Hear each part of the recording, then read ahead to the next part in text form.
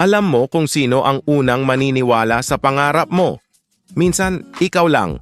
At okay lang yan. May isang lalaki na may malaking pangarap. Sobrang excited siya.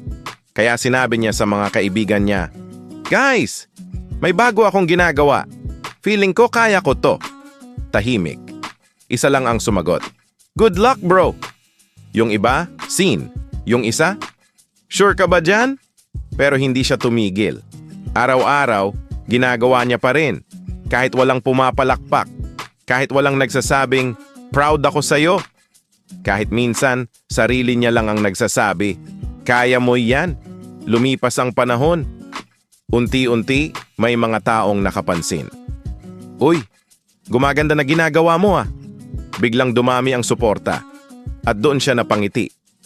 Hindi dahil marami nang naniniwala sa kanya, kundi dahil naalala niya yung panahon na wala halos naniniwala. Huwag kang malungkot kung kakaunti lang ang sumusuporta sa iyo ngayon. Hindi ibig sabihin na mali ang pangarap mo. Minsan, hindi pa lang nila nakikita kung ano ang nakikita mo.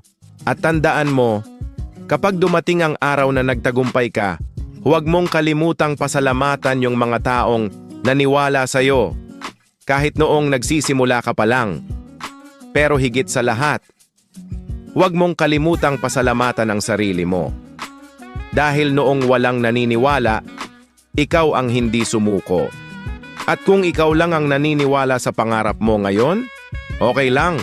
Isa lang naman ang kailangan para magsimula. Huwag mong kalimutang mag-check out at mag-follow for more.